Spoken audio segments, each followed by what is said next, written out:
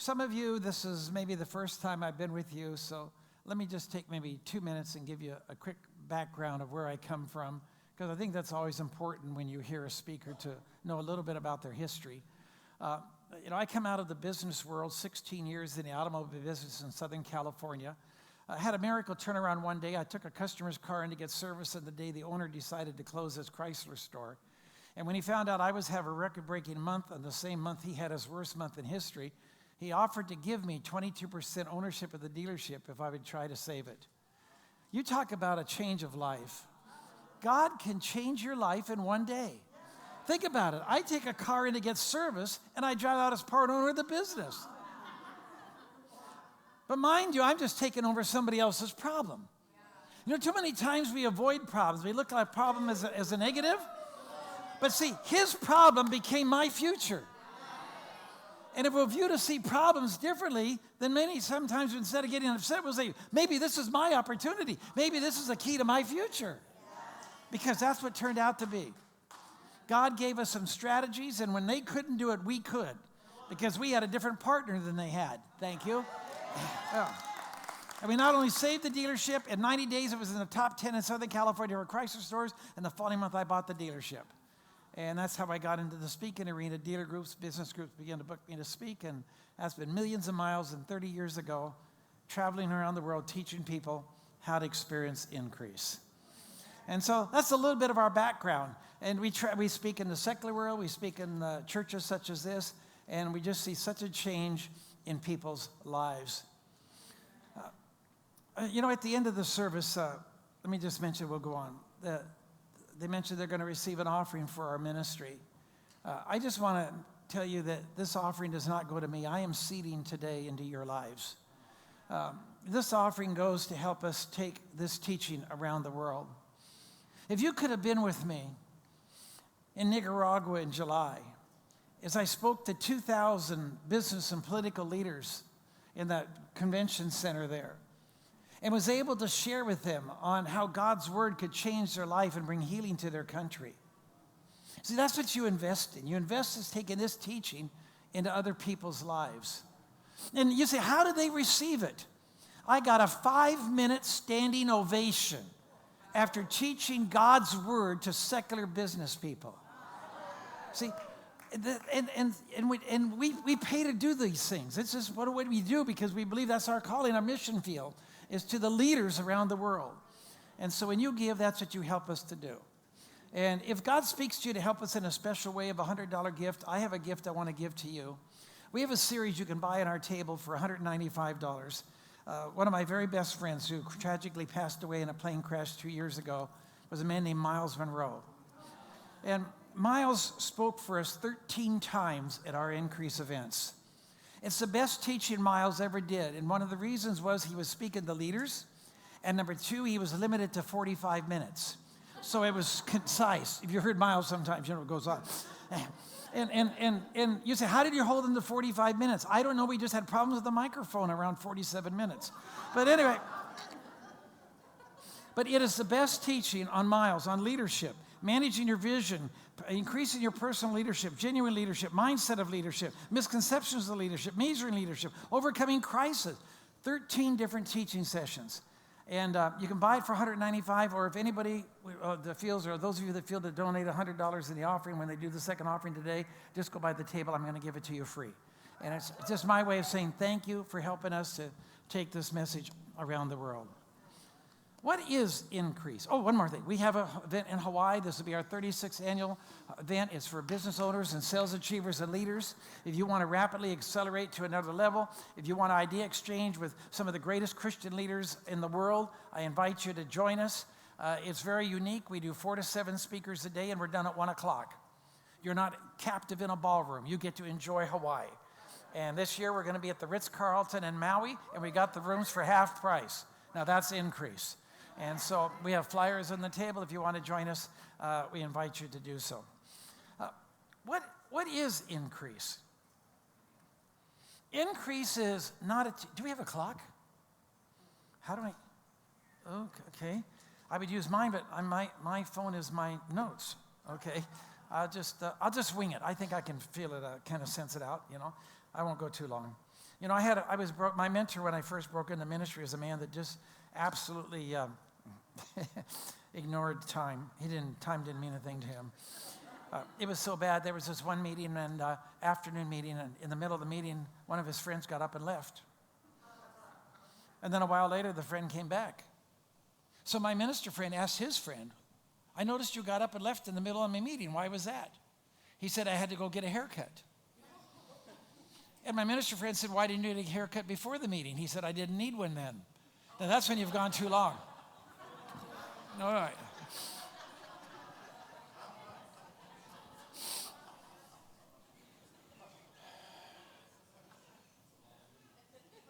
Increase is not a teaching about getting more money.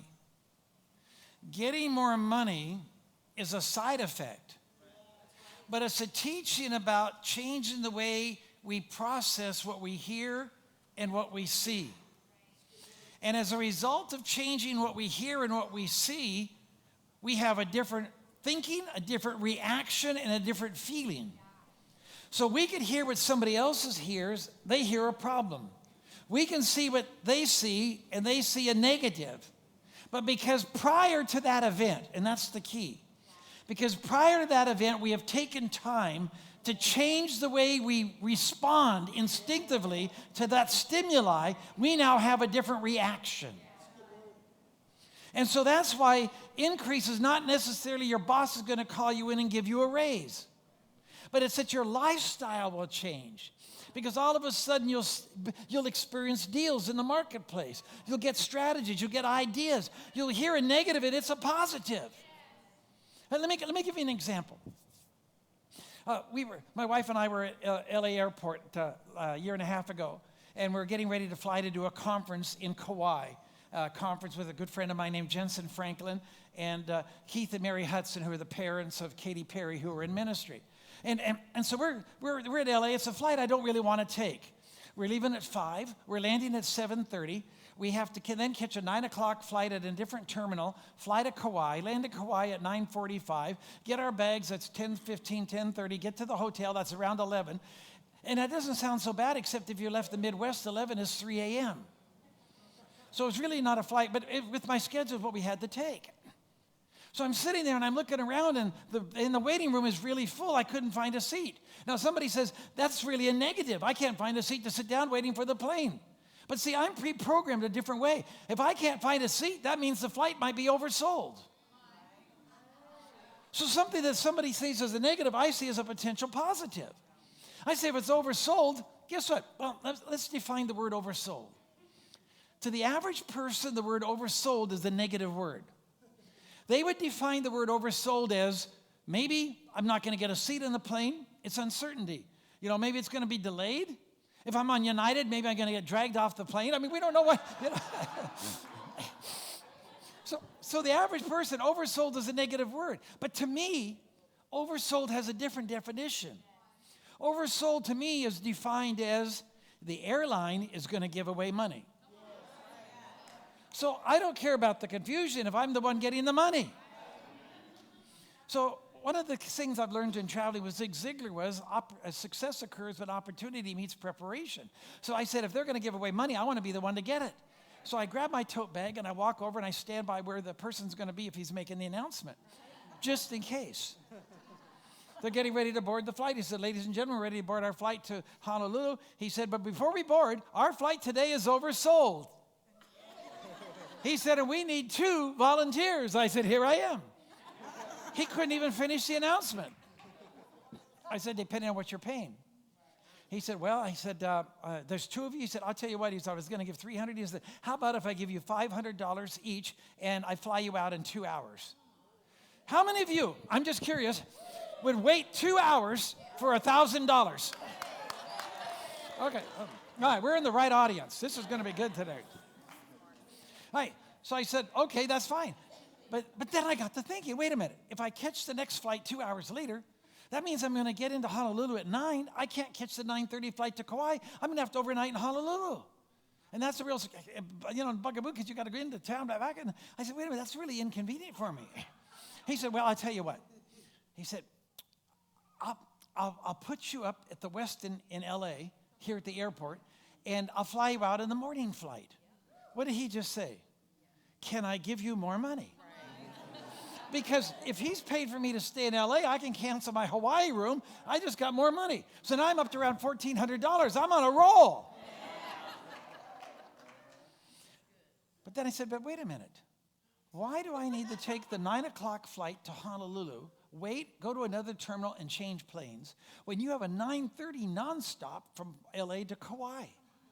He said, I checked that. He said, but all we have is first class seats. I said, that's fine. So I had a totally different experience. Why? Because prior to what I heard and what I saw, my mind has been programmed to think and believe and expect increase. And so that's what I listen for. And so when you get increase down on the inside of you, all of a sudden, that's the kind of thing that begins to happen to you. Your life just takes on a whole different dimension. And it affects every single area of your life, not just your finances. I'm going to share with you today on a concept that really, I believe, for this next year, could launch many of you into fresh increase. I want to talk to you today about the power that is behind the Hebrew number 8 and how you can unleash that power to experience an incredible year. You know, I have special guests here today. Lyle, it's good to see you here. Lyle is one of the top salespeople over at Toyota down on the what's that freeway? 90? Off of I-90. If you want to get a great deal, go see him. Yeah. But we have here two of my very favorite people in the world. Two of my 21 grandchildren. But these are two of the very greatest. We have Chloe and Beckham. Chloe and Beckham, would you just stand, wave to everybody? Yeah.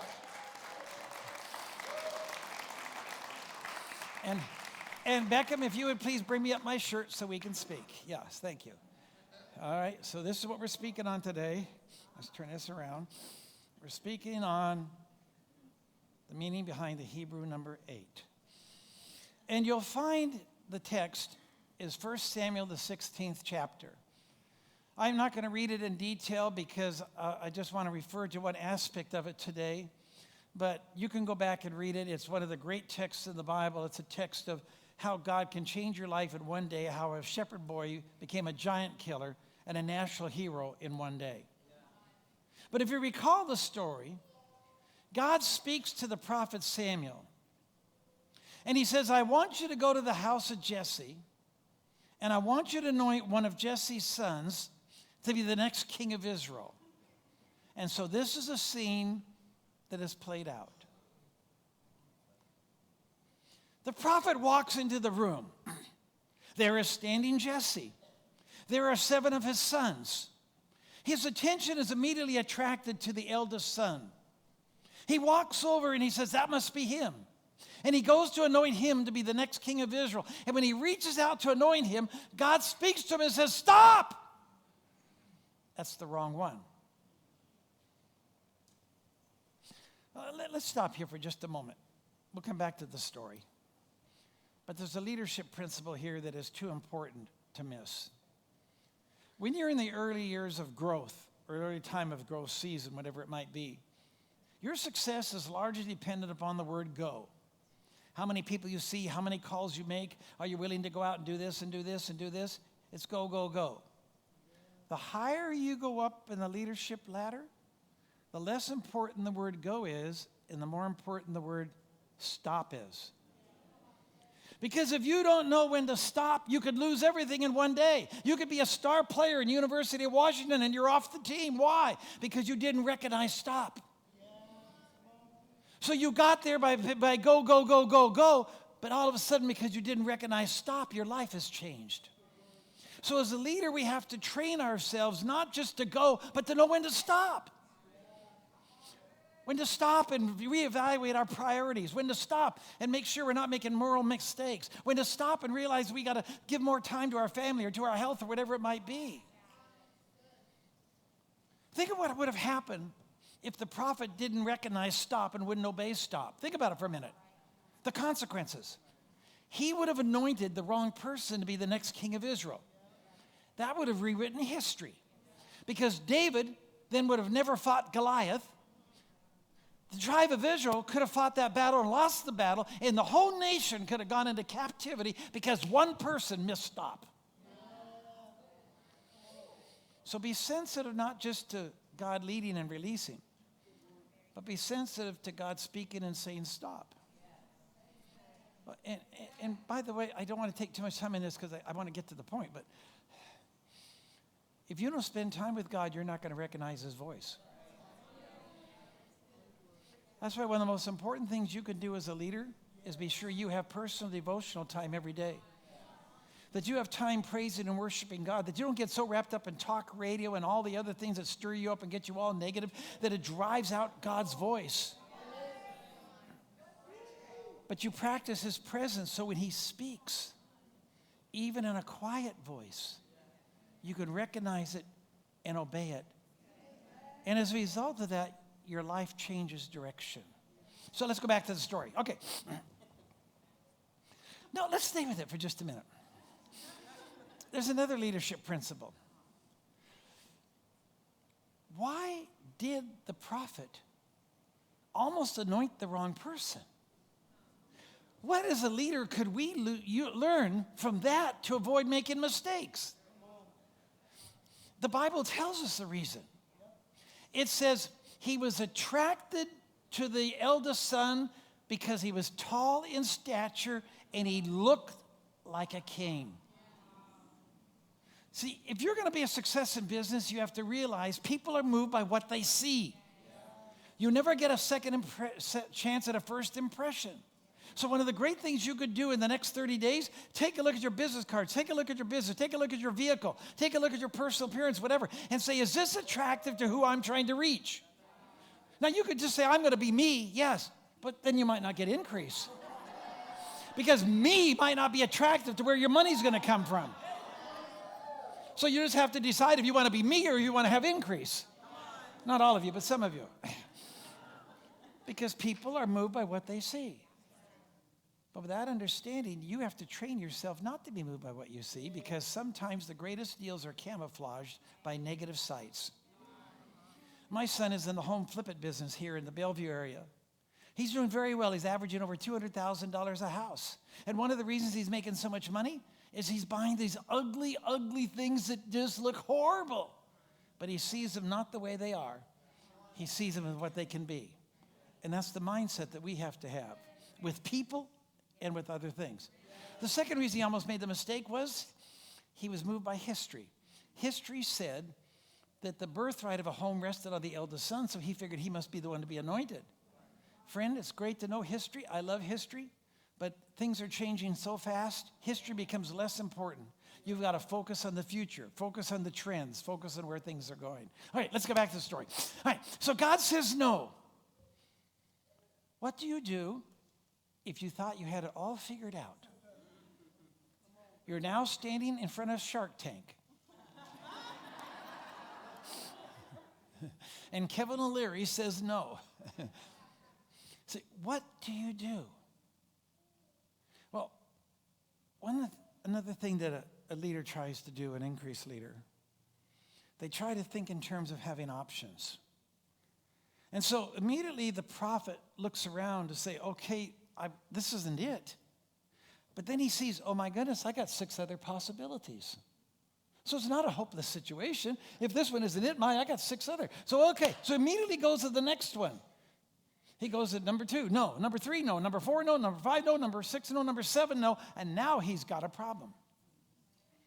And here's the problem. He's now gone in front of every option in the room. And every option in the room is a no. Some of you, you're going to, well, virtually all of you at some time in your life, you're going to face this situation. You're going to need an answer. And every answer in the room is a no. Now, to make this even worse, in the Hebrew language, numbers have corresponding word meanings. The number 7 in the Hebrew language means completion. It means that's all there is.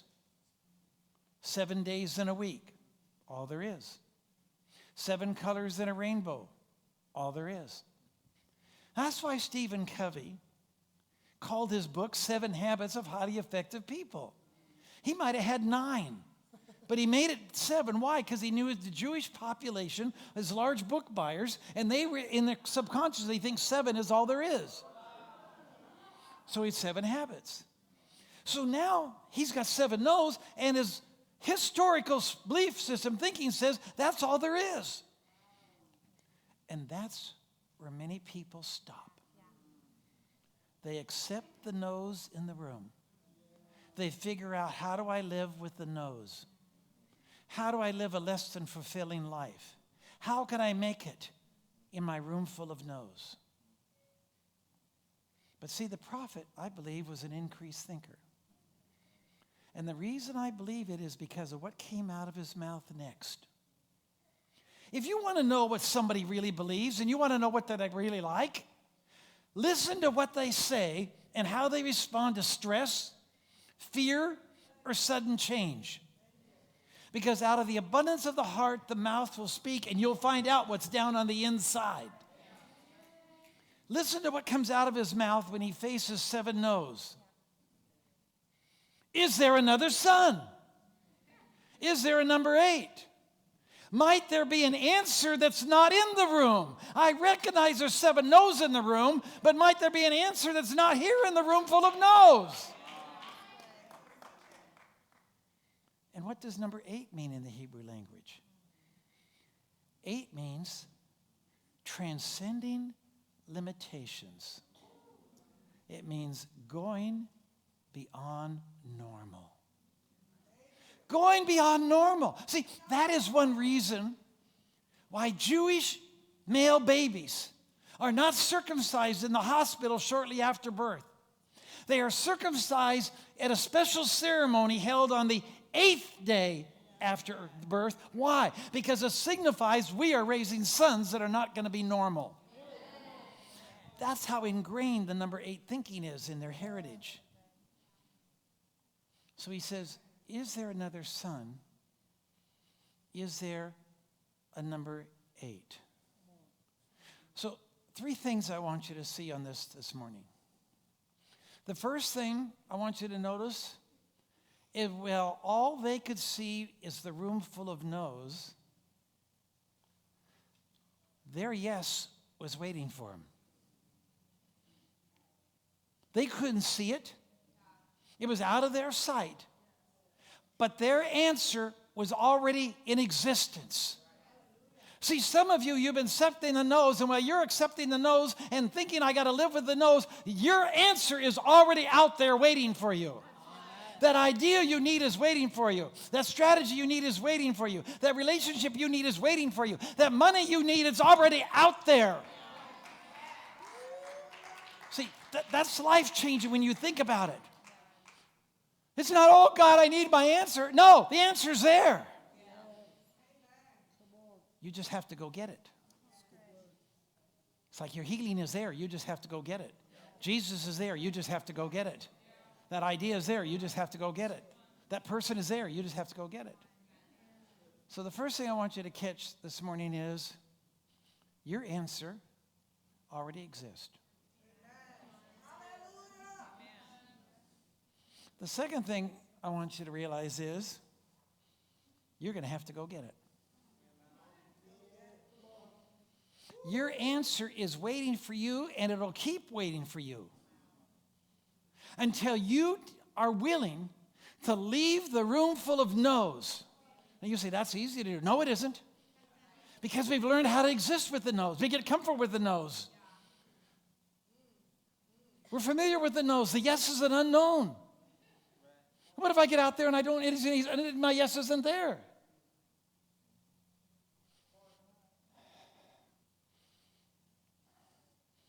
We have to be willing to leave the room. Sometimes the room is a physical room. Have you ever just not had an answer to something, you've tried to figure it out? But you just get up and you go for a walk in the other room or go outside and maybe go get a cup of coffee. You come back in and all of a sudden you got the answer. You change locations, and that temporary change of locations opens up new neural pathways, and you get an answer. See, it's one of the reasons we do our conference every year in Hawaii. Hawaii is not the least expensive place to bring people. It'd be a lot less money if we did it on the mainland. But there's something about Hawaii, something about the aloha spirit, that we get people to get out of their walls and creative ideas begin to flow. And fresh energy and creativity comes into their lives. So sometimes we have to leave the physical walls. But this morning I'm not talking about the physical walls. I'm talking about the invisible walls. The invisible walls that hold us where we are and keep us from experiencing the increase that God wants us to have. I was driving on I-90 heading up to Fall City. Turned off there, and as soon as I turned off, I saw this sign. Invisible fence for sale. I'd never seen that before. An invisible fence. It is an advertising for a different way to keep your dog in the backyard. You don't have to go build a chain link fence or a wooden fence. You buy this invisible fence. What it is, it's transponders that send out a signal. You put a collar on the dog. If the dog gets near that signal, it causes irritation, and the collar electrifies, doesn't kill it, but electrifies and causes irritation, discomfort. The dog pulls back, and it guarantees you it'll keep the dog in your yard just as effective if you built a real fence. I doubted it, and I looked at it and said it came with a money-back guarantee. I thought, my goodness. You order this, you open up the box. How do you know if you got it if it's invisible? And how do you send it back? But anyway.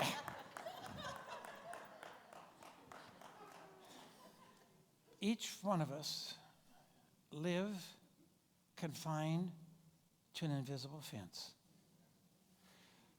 That fence is made up of discomfort, fear of the unknown, feeling out of place. And we live our lives and make our decisions and have our relationships and have our expectations and our dreams all within the walls or the fence of our mind. And while we're confined there, our answer is waiting for us on the other side of our fear, our discomfort, and our feeling out of place. And it's only if we're willing to break through that we'll begin to experience the increase that God already has waiting for us. Let me just take a minute. I'm really cognizant of time. When I speak in the secular arena, there's one of the people I speak for.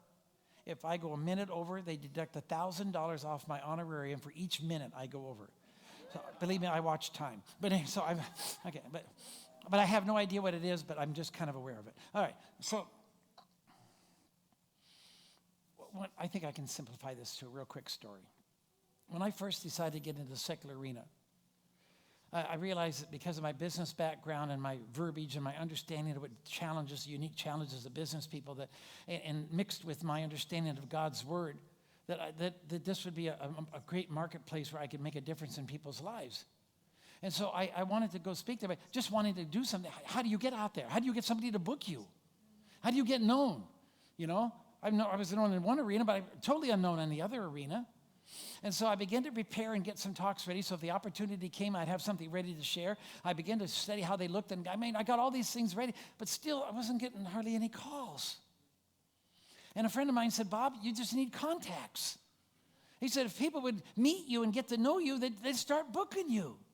He said, you just need to get out there and start going to some things that other than where you're going. Go where those people are. I said, okay. Now, that was an easy thing to say because I didn't feel like I belonged in those places.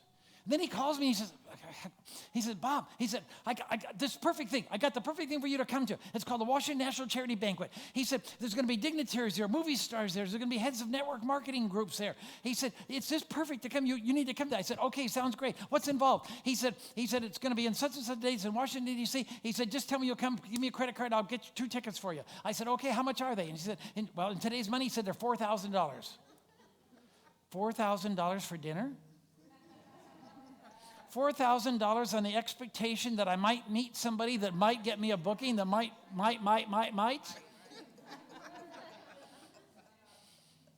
My room full of no's is feeling pretty comfortable compared to the option. But then I thought about it overnight, and I said, if you don't go where you haven't gone and don't meet people you haven't met, you're never going to change. So I phoned him the next day, and I said, okay, put me down, we're coming. Then I got the upsell. He said, that's great. He said, but if you'd be a table host, you could come to the reception before, and you could personally meet and have pictures with all these people. I could walk you around and introduce you to them. I said, what do I have to do for that? He said, oh, that's simple. He said, you just become a table host. You just buy 10 places. He said, I said, how much is that? He said, well, that's around $20,000. You have got to be kidding. But see, one of the things I've learned in business is that Bible strategy I found in Matthew, a kingdom divided cannot stand. When I face anything big, I break it into pieces. Don't go after the big thing. And so I broke it into pieces. I said, I don't need to come up with 20 grand. I just need to come up with 4 other couples that'll pay $4,000 each and come with me. So that night, real quickly, I made some phone calls, got people to come with me, and I became a table host for $4,000. So I want you to see this. Now that I made the investment, I've flown there. I've bought I forgot to tell you what my wife's dress cost. But anyway, so we're. Yeah. So here we are. I want you to picture this. I'm telling you this whole story for this reason. That's why this story is so important. That night, we come there. They start the reception. We walk in the door. It was just what they told us. There was Coretta Scott King. There was politicians and senators. There was Pat Robertson. There were movie stars. There were people involved in Amway and other groups. I said, wow, look it. We stood there, look it. We stood there, we looked it, stood there, looked it. We stood and said, look it. We stood there. It was like there was an invisible fence keeping us from entering the room. We were observing it, but we weren't entering it. Why? Because we didn't feel like we belonged. We had fear of rejection. We had discomfort. And I went to turn to my wife to say, let's go back and visit our friends in the lobby. And that was a defining moment of my life. Because instead of saying that, I turned to her and I said, it doesn't matter how we feel. Feelings follow actions. Come on, let's go sick them. Wow! And we came into that room. And I began to walk around and visit people. That was the night I met Pat Robertson. Not long thereafter, I'm in the 700 Club. I broke through that room where I didn't feel I belonged. And not long thereafter, I'm standing on stage with those people, speaking with them. And one day, I had lunch with Margaret Thatcher, former Prime Minister of England, had dinner with Russia's Gorbachev. My life changed. Why? Because I wouldn't accept the room full of no's. I went after my yes. And the last thing, the third point I want to leave with you today is this.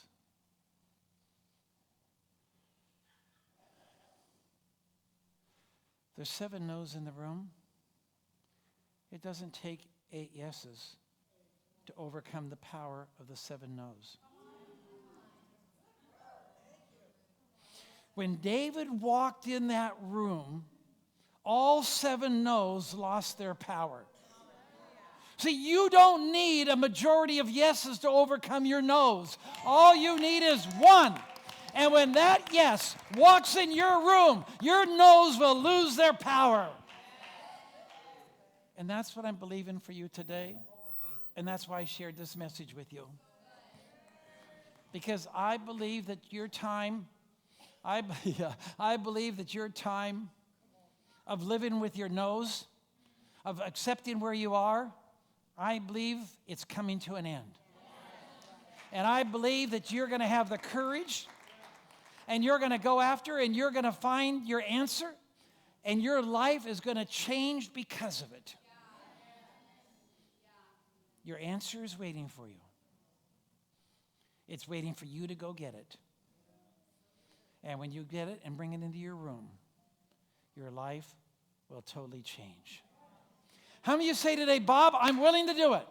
I am going to go get my answer, and I'm believing my life is going to change. How many of you say that? We're going to confess it together. Repeat it with me. Father, I come to you today, and I thank you for your word. And your word clearly shows you want me to increase. But Lord, I realize many times my increase is waiting for me. I choose to go get it. And as a result, I am believing 2018 is going to be a year of supernatural increase. Now thank you for that. Hallelujah, Lord. We praise you. Father, we praise you. We worship you. We glorify you. We magnify you. Praise you, Father. Glory to your name. Turn to 2 or 3 around you and say, I believe my increase is coming. Thank you. You can be seated. Before I wrap up, let me just mention to you, as I said earlier, I traveled over 20 years with America's #1 motivational speaker, a man named Zig Ziglar. And I remember something he said on our very first meeting that so impacted my life. He said, if you don't like the output, go back and change the input. He said, most people, when they have negative output, they use up all their energies dealing with the negative output. He said they never go back and stop the process by changing the input. And so since that time, I've always been an input examiner. You know, one of my secrets of raising my children, I examine their input and control the input. In my own life, I control what I listen to and what I hear, because I believe that I'm a result of what I allow to come into my ears and my eyes. And it's for that reason, you know, I think of something my friend Miles Monroe said. He said, Bob, he said, my life changed when I changed the input in my car. He said, it changed when I converted my car into a mobile learning center. He took time that used to be negative or maybe was idle, and he made it productive by listening to teaching as he was driving. We have some resources here. I'm not here to sell you resources, but I also recognize as I look at my life, the people whose lives have been changed by our ministry are not somebody that heard one inspired message, but the people that I was able to spend more time with, driving around with, teaching in greater detail. And for that reason, we have resources to give you the ability to have repetition and learn these principles in other areas. We have several specials. I'll mention to you, #1 special. We don't even have a picture of this one because we just put it together 2 weeks ago. Somebody came to my table and said, how much to buy everything? I said, I don't even have everything here. She said, I just want to have everything. What would you do it for? I said, I'll do it for $500. I figured afterwards over $1,000 worth of product. So we have that special. The special, yeah. But the special you might really be interested in, if you're really looking for something that could change your life, an investment could change your life, is our School of Increase.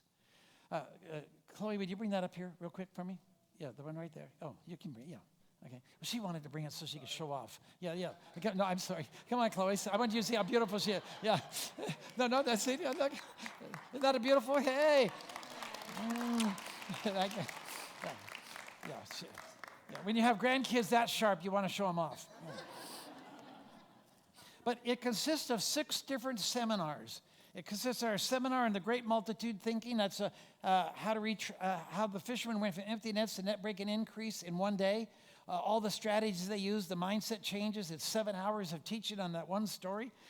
We have time increase. Don't ask where it went, tell it where to go. How to learn how to get rid of time wasters, increase productivity. How to know when time is more valuable than money.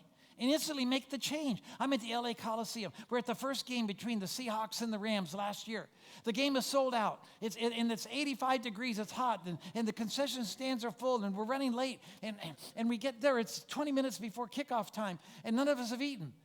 And we go to the line. It's at least 30 minutes long. The guy said, what are we going to do? We're going to miss kickoff. I said, guys, go get your seats. I'll take care of it. I walk up to the first person in line. I said, what are you buying? She said, I'm getting 2 hot dogs and 2 Cokes.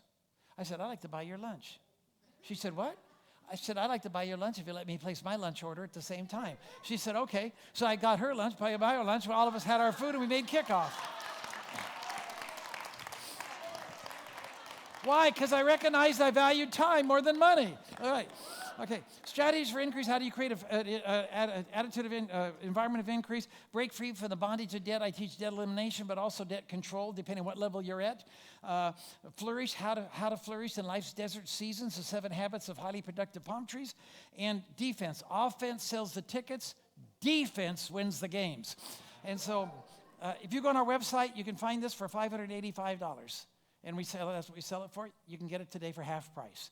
And so we have that available there. We also give you deals, how to save money, everything you buy.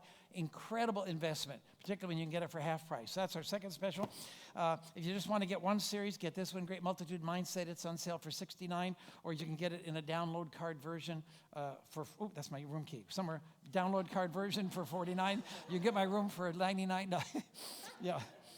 The way the download works, by the way, you just go to the back side, you put in the website, you put in the code, it downloads like iTunes, and all of a sudden you got, all the teaching there. And then the third special is my book, PowerPoints for Increase, 101 Bible-based success strategies, every one of them taught in a 2-page format. You talk about an incredible gift for somebody.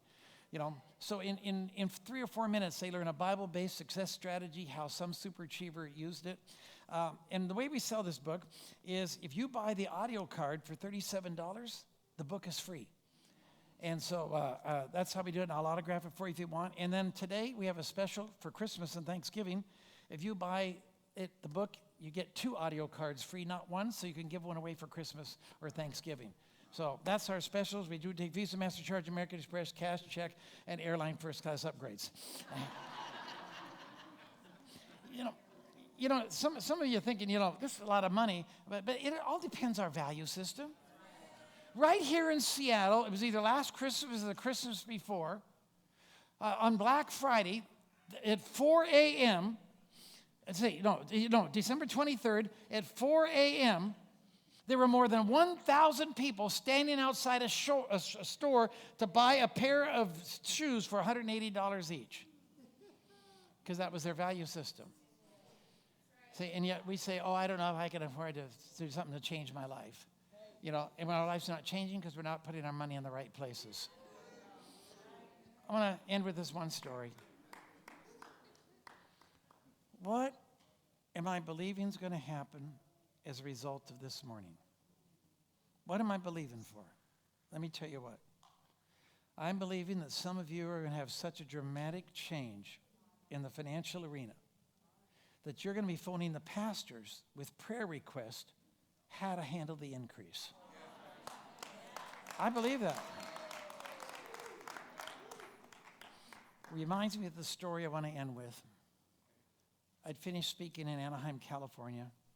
I was out to dinner with the pastor, and they took us to a Swedish buffet near Disneyland. And we were having a wonderful time just visiting.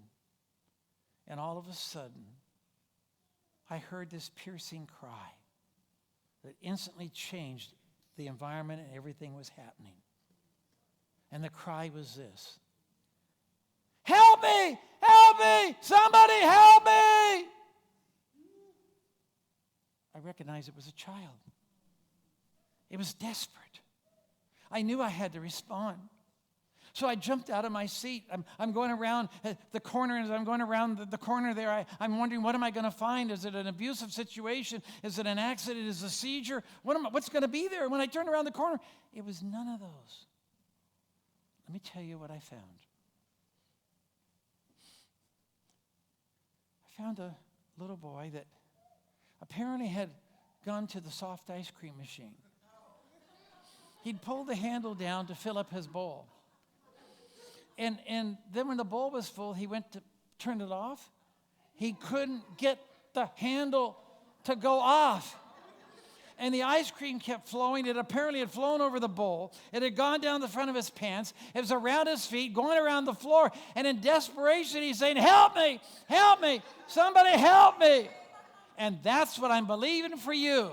The increase is going to flow until you say, help me. God bless you. It's been great being with you. Thank you.